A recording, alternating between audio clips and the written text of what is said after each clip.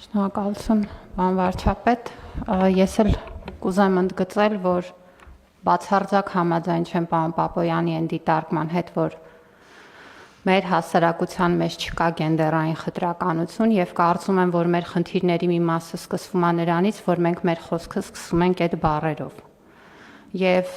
չգիտես ինչու մեզ թվում է, որ եթե մեր դիմացինը կին է, ուրեմն այդտեղ մենք պիտի գենդերազգայուն միջավայր ունենանք, իրականում այդպես չի։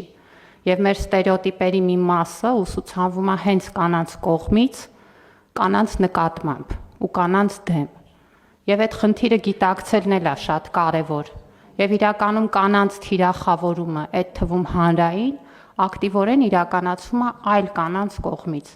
Եվ սա նշանակում է, որ ոչ թե սեռն է որոշում մարդը գենդերային առումով խտրական է թե ոչ, այլ դա որոշում է այդ մարդու համոզմունքների, դիրքորոշումների, պատկերացումների ամբողջությունը։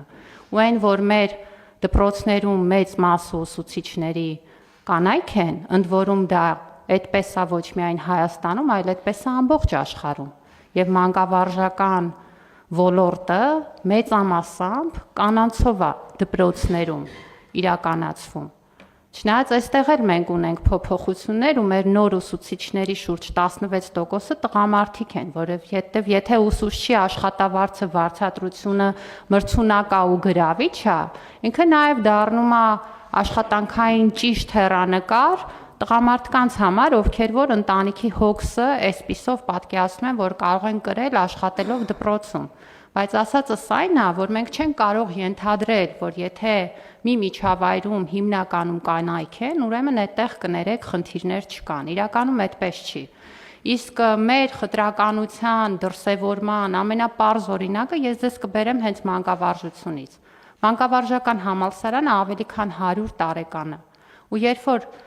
2 տարի առաջ այնտեղ ռեկտոր դարձավ կին, դա 100 տարվա մեջ առաջին անգամն էր, որ մանկավարժական համալսարանը ունեցավ կին ռեկտոր։ Այն պարագայում, երբ որ ոլորտի 90%-ը կանայք են։ Այստեղ ուզում եք ասել, որ 100 տարվա մեջ մենք չէինք ունեցել կին, ով որ կարող էր այդ պարտականությունները իրականացնել, ով որ կհայտնվեր այդ պաշտոնում, դե այս օրինակները մեզ ցույց են տալիս ամեն առանձին դեպքը, կներեք խոսքս չերկարացնելով, որ խնդիրները շատ ավելի բազմաշերտ են, շատ ավելի բազմաբովանդակ են, ու եթե կանանց տնտեսական ակտիվացման մասին ենք խոսում, 48% ներգրավվածությունը նաև այն պատճառով է, որ կանանց մի մասին թույլ չեն տալիս աշխատել։ Ու դա պարզաբանված է հենց այն հետազոտություններով, որ իրականացված են, որտեղ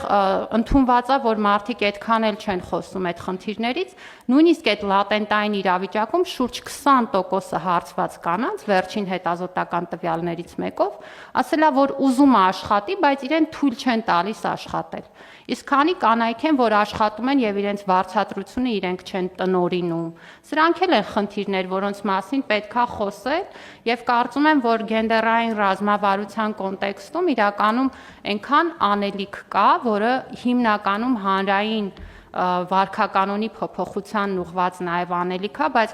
պետության քաղաքականությունն ընթացակարգերը այդտեղ կարող են շատ կարևոր նշանակություն ունենալ։ Շնորհակալություն։